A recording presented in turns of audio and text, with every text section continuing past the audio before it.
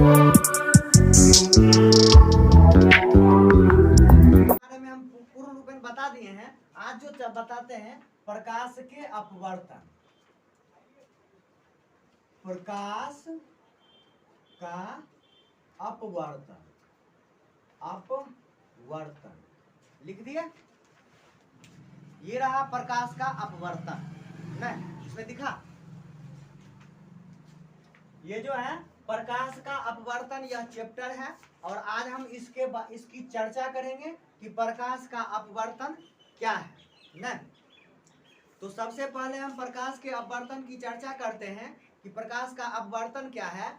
तो जब प्रकाश की किरण एक पारदर्शी माध्यम से दूसरे पारदर्शी माध्यम में जाने पर दिशा में परिवर्तन लाता है, तब हम उसे प्रकाश का अपवर्तन कहते हैं। ठीक है, यानी कि जब प्रकाश की किरण एक पारदर्शी माध्यम से दूसरे पारदर्शी माध्यम में जाने पर दिशा में परिवर्तन लाने की घटना को हम क्या कहते हैं? प्रकाश का अपवर्तन कहते हैं। तो हम यहाँ पर इसकी परिभाषा लिख देते हैं कि प्रकाश का अपवर्तन क्या है। तो यहाँ पर जब प्रकाश की किरण, जब प्रकाश की किरण, प्रकाश की किरण एक पारदर्शी माध्यम से, एक पारदर्शी माध्यम से, एक पारदर्शी माध्यम से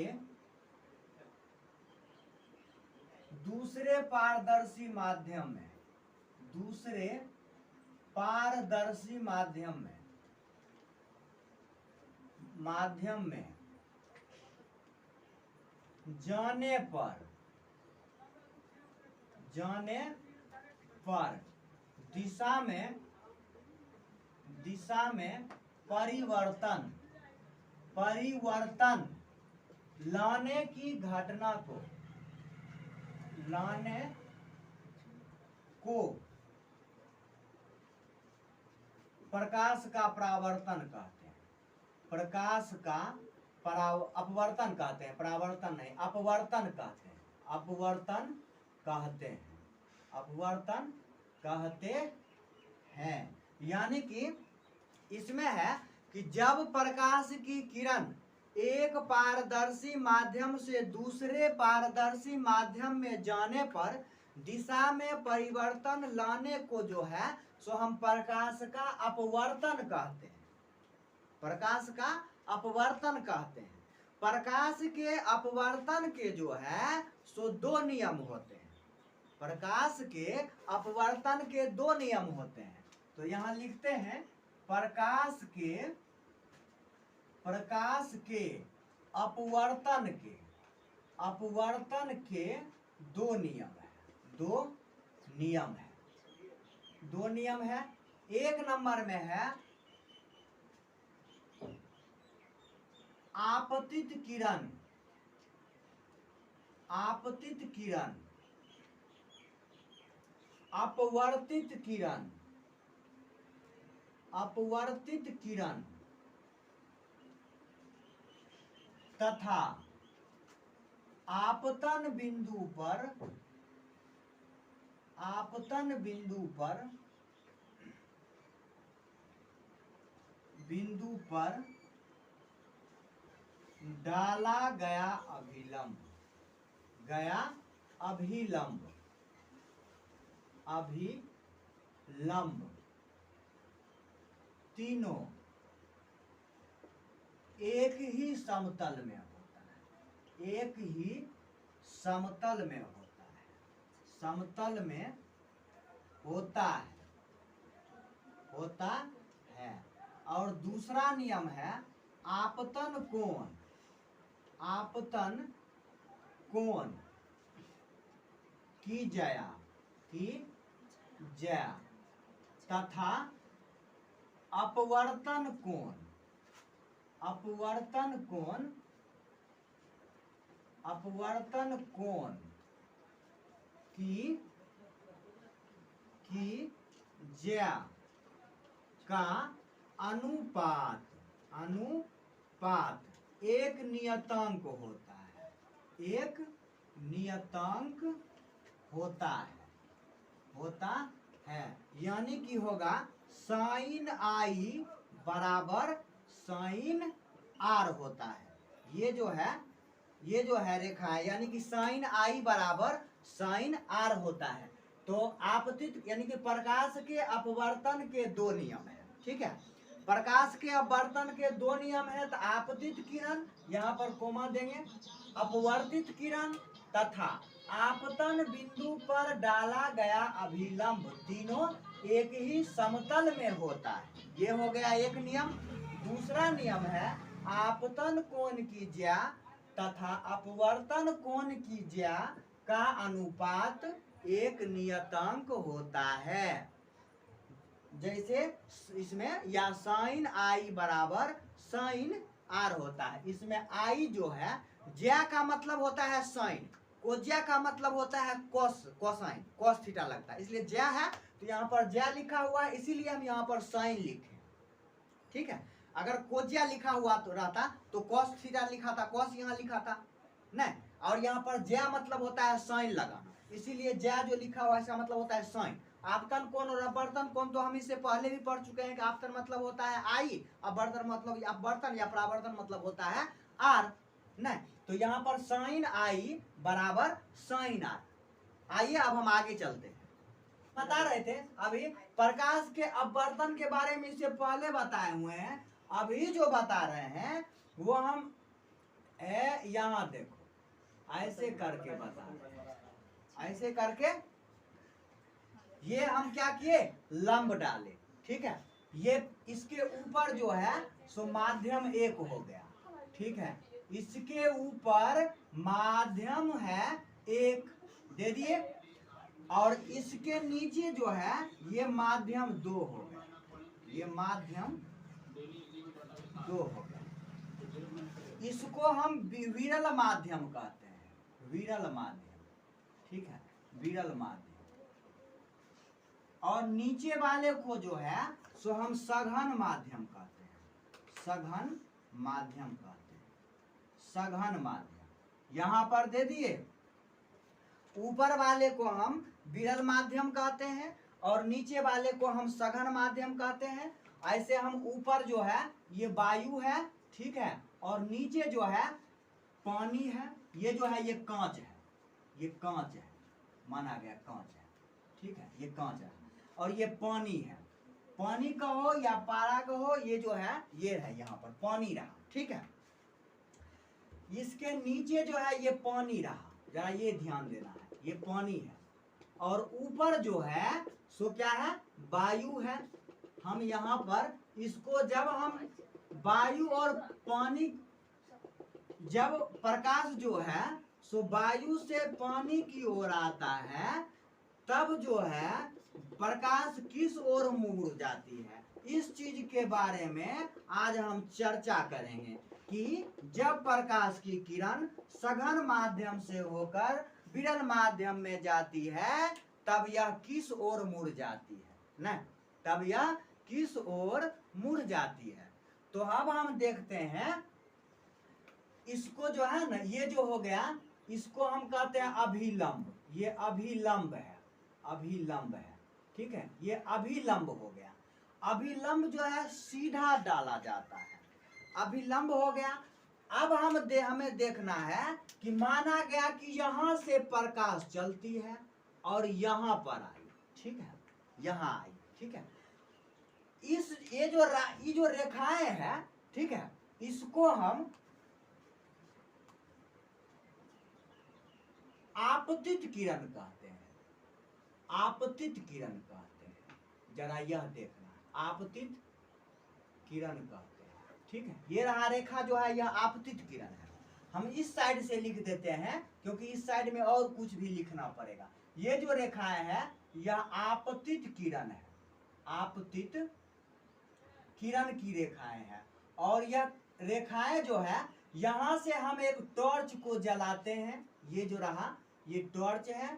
जब हम इस टॉर्च को जलाते हैं, जब हम इस टॉर्च को जलाते हैं, ठीक है, जब हम इस टॉर्च को जलाते हैं और देखते हैं एक बाल्टी पानी लेकर के, ठीक है, और उस पानी में हम क्या करते हैं कि जब टॉर्च को जलाते हैं, ठीक है, जब वह टॉर्च पानी, जब टॉर्च का प्रकाश जो है जब वह पानी में जाता है तब वह अभिलंब की ओर मुड़ जाता है या फिर अभिलंब से दूर हट जाता है, इसके बारे में हमें देखना। या इससे हम यह भी देख सकते हैं कि जब पानी में एक छड़ी को डालते हैं तो वह पानी से सतह से ऊपर उठी हुई मालूम पड़ती है ना? क्यों? प्रकाश के अपवर्तन के कारण जो है वह सतह से उठी हुई मालूम पड़ती है। तो हम अभी देख रहे हैं यह आपतित किरण है। आपतित किरण का मतलब होता है कि जब प्रकाश जहां से प्रारंभ होती है नहीं, अब यह जब यह प्रकाश हवा से यानी वायु से, इसको हवा भी हम कह सकते हैं, ब्रैकेट में हम देखो यहाँ लिख देते हैं हवा। बहुत बच्चे जो है ना सो क्या करते हैं, हम लिखेंगे वायु तो वायु मतलब समझ में नहीं करता, ऐसा भी बहुत ऐसे बच्चे हैं।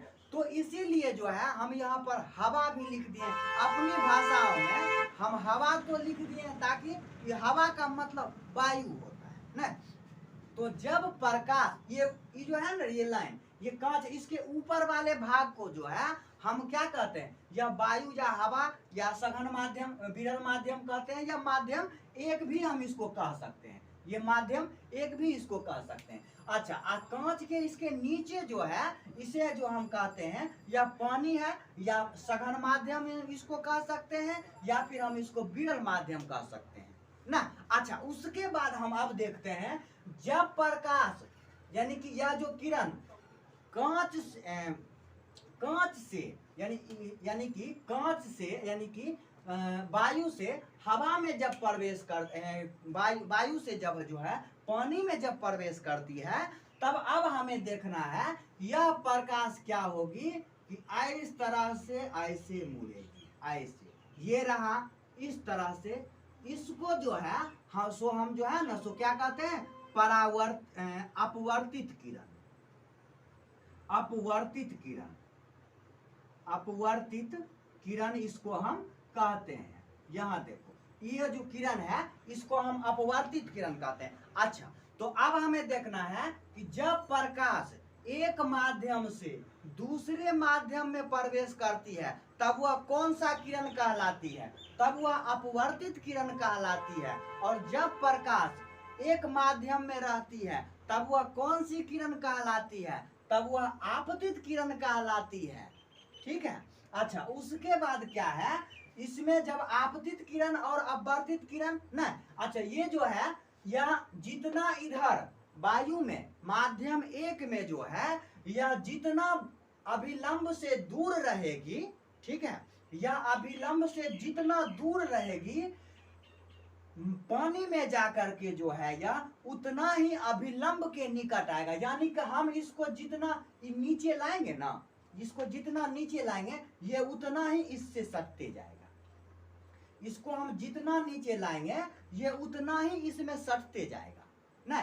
तो जब प्रकाश ऐसे भी प्रश्न पूछा जाता है कि जब प्रकाश की किरण सघन माध्यम से विरल माध्यम में जाती है तब वह प्रकाश किस ओर मुड़ती है, तो जब प्रकाश सघन माध्यम से विरल माध्यम की ओर जाती है तब वह अभिलंब की ओर मुड़ जाती है। और उसके बाद कहता है, एक और प्रश्न पूछता है ऑब्जेक्टिव में कि जब प्रकाश की किरण विरल माध्यम सघन माध्यम से विरल माध्यम की ओर जाती है तब वह अभिलंब से दूर हट जाती है, तब वह अभिलंब से दूर हट जाती है।